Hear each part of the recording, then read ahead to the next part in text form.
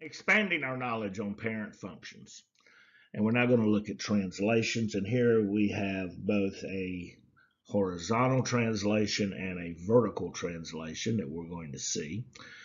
And we start here with y equals the absolute value of x plus 3. Well, the absolute value tells me it's an absolute value function. And this plus 3 inside the grouping of the absolute value symbols tells me that this is going to be a horizontal translation.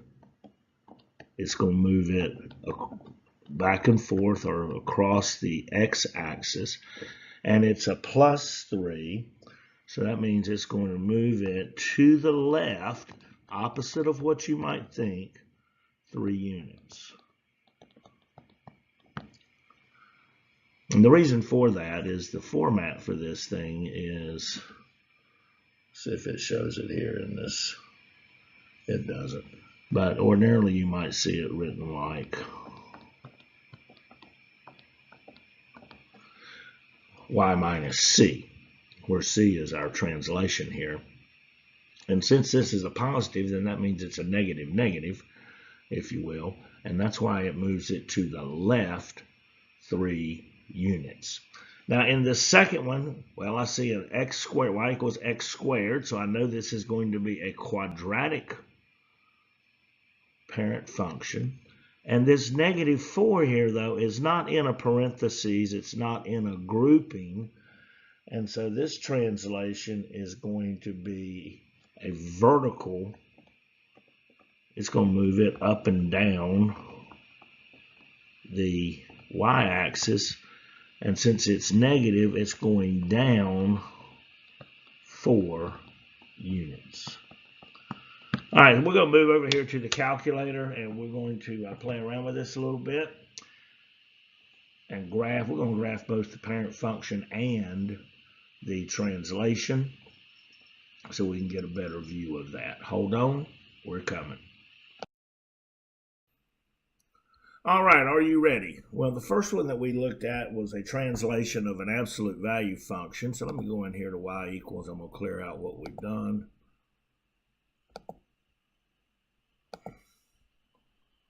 And up here in y1, I'm just going to simply graph the parent function. So I left the absolute value symbols up here, so I'm just going to put absolute value of x. And that's going to give me the parent. And now I'm going to graph the absolute value of x plus 3. So remember, I go to math.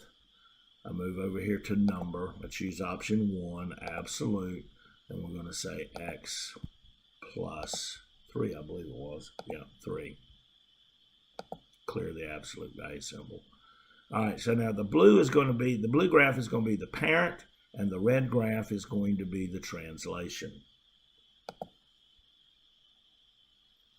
And you can see we got an absolute value. They're V-shaped, and it moved that 3 units to the left, which is just what we described was going to happen.